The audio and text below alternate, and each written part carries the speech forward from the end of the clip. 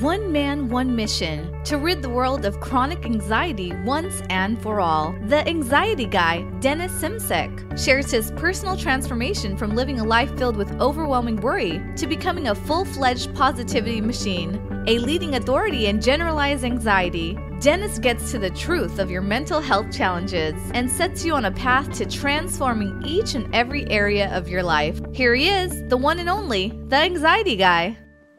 Warriors, welcome to episode number 74, but first a quick message from our sponsors. The Anxiety Guy podcast is supported in part by HelloFresh, the meal kit service dedicated to making cooking fun, easy, and convenient. Each week, HelloFresh creates new delicious recipes with step-by-step instructions designed to take around 30 minutes for everyone from novices to seasoned home cooks short on time. They source the freshest ingredients measured to the exact quantity needed so that there's no food waste. All delivered to your doorstep in a special insulated box for free. For 50% off your first box, visit HelloFresh.ca and enter promo code ANXIETY50 when you subscribe. Here we go with episode number 74. I'm Dennis Simsek. The Anxiety Guy podcast is here with you. Thank you so much for being a part of this inspirational journey with me. Today, we're talking about luck. Today, we're talking about health anxiety. A lot of people go, Dennis, you are so lucky to have overcome health anxiety. Part of me says, you know what? Luck had nothing to do with it. There was a decision that was made. There was a commitment that was made. There was a strategy in place. I accepted setbacks and I was patient. And therefore, I overcame health anxiety. Okay, but along with this, there was a couple of things that came to my mind that I want to get off my chest today. So I want everybody out there to understand that luck did not play a part. I changed my habits. I changed my patterns. I evaluated what was going on in my life. And I detached from this person that I was. I changed my identity. So, with that said, I want everybody to understand out there that first and foremost, I became teachable. Before the recovery journey, I was not teachable. I was the kind of person that thought they knew everything, that stress and anxiety was the same thing.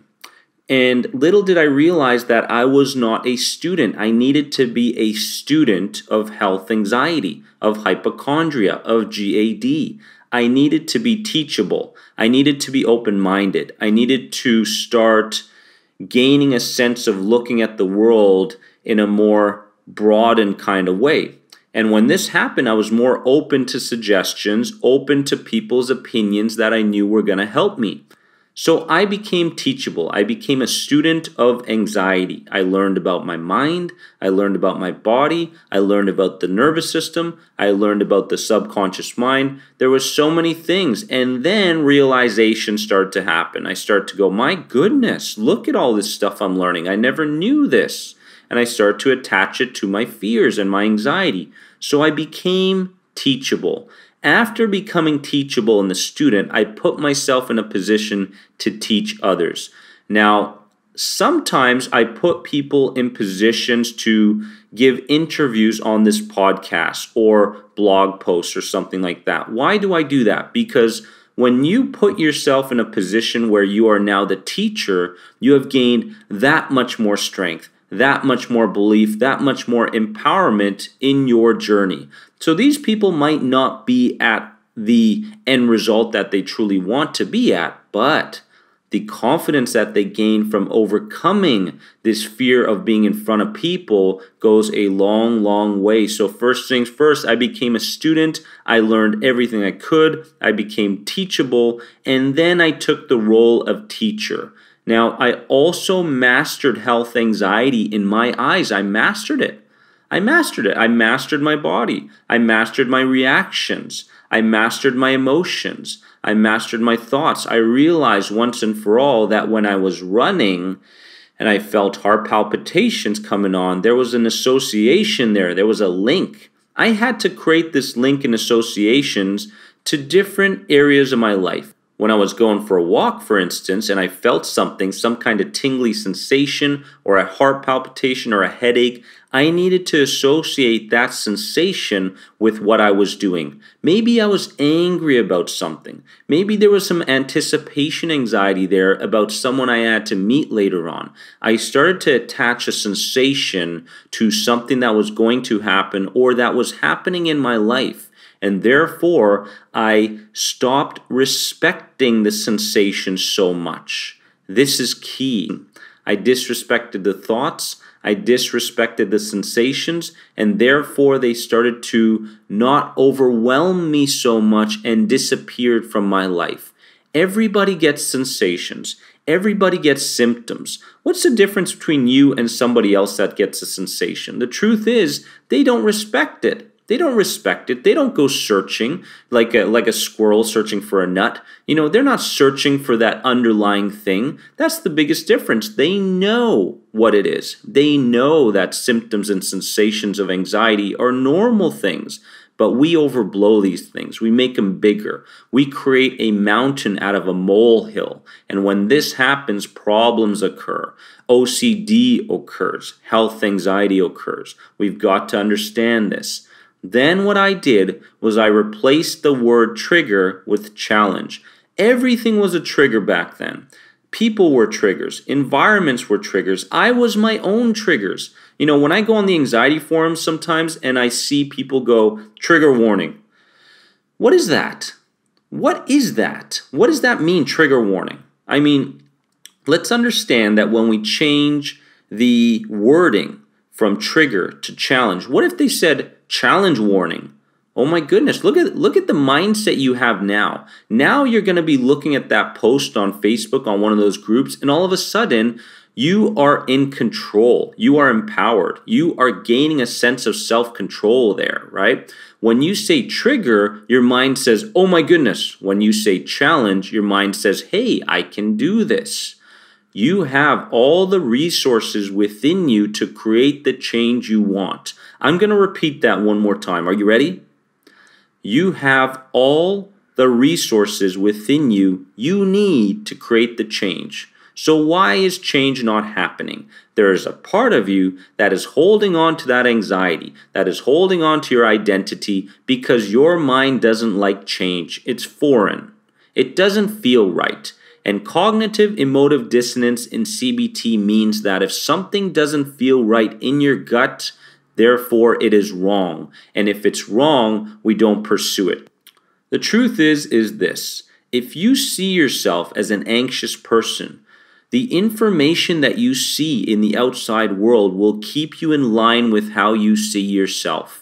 If you see yourself as a positive person, the truth is that you're going to be picking up money on the ground that anxious person would never have seen. The anxious person sorts for information that keeps them anxious, which means they're going to recognize that poster that says, hey, did you have your ECG lately to check your heart? And the person that sees the world as a rational place, as a positive place that lives without fear, is going to be seeing different things than you see. Your mind is going to sort for the information that keeps you in line with how you see yourself. And this is why I talk about identity so much. Identity, identity. When you wake up in the morning and you put on that anxiety suit, you will sort for the information that keeps you anxious. You will sort for the information that keeps you depressed. And then people say, I tried everything. Well, you didn't try to change your identity, did you? Okay, that's something we didn't change. So, replace the word trigger with challenge, guys. This is truly, truly important. I can't stress the importance of vocabulary, the way you talk to yourself, the way you talk to other people. Vocabulary, vocabulary. What kind of words are you using? Are you using the word try? I tried everything. Are you using the word should? I should do this. Or are you using the word must? Overcome, terminate, no longer a part of my life. Change happens today. Notice the words you're using when you speak to your husband, your wife, to yourself, your dog. Notice them. Pay attention to them. Next thing is, I talked my way through anticipation anxiety. When something happened in my life, the first default thing that occurred was fear, was anxiety. If I had to give a speech, if I had to go meet someone in that day, the first thing that started to happen was I started to get scared. I started to have fear. Then my conscious mind kicked in. I said, no. Why am I overblowing this so big? All I'm doing is going to meet someone later on today.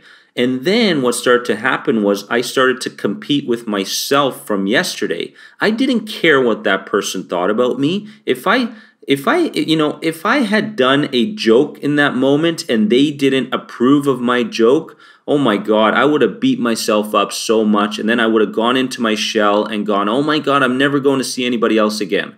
But then I changed my views. I said, I don't care what this person says. I don't care what this person thinks of me. Everybody's going to judge you no matter what.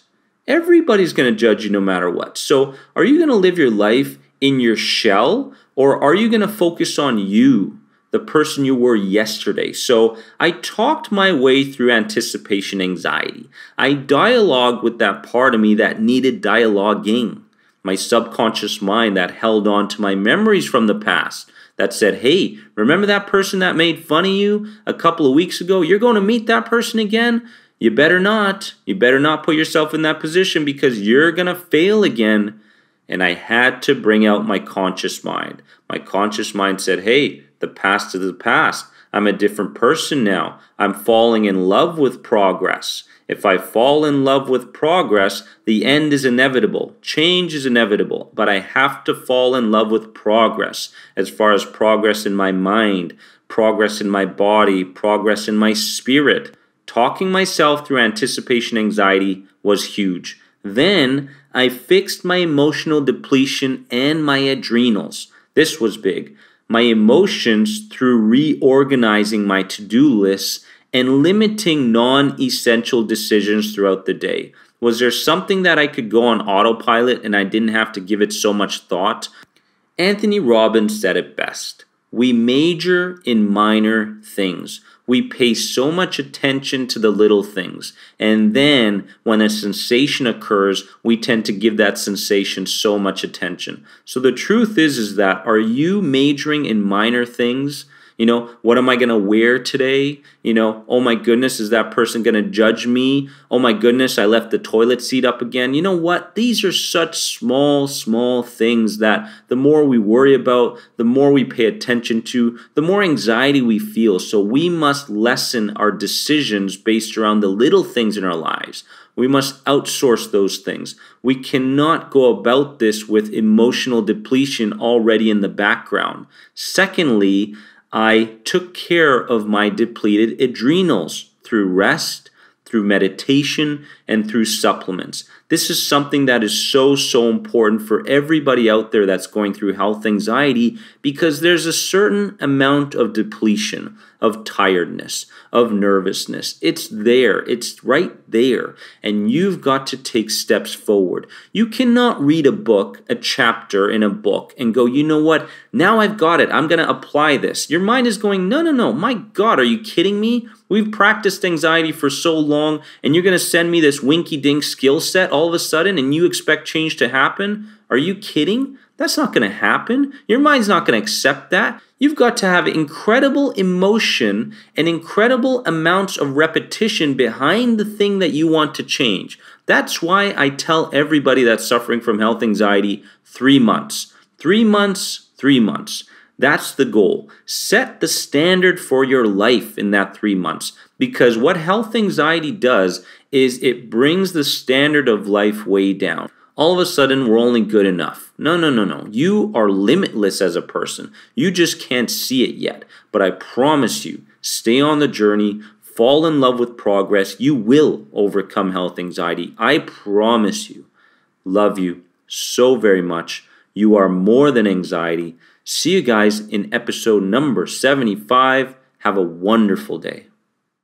Thanks for being an important part of the Anxiety Guy podcast community. If you enjoyed this podcast, please leave a positive rate and review. If you're searching for further support on your road to recovery from anxiety, head over to anxietyexit.com and take part in the powerful End the Anxiety program based around the CBT model. If you're searching for a more one-on-one approach, you can sign up now for personal coaching sessions with Dennis via Skype. Remember, you are more than anxiety. See you in the next episode.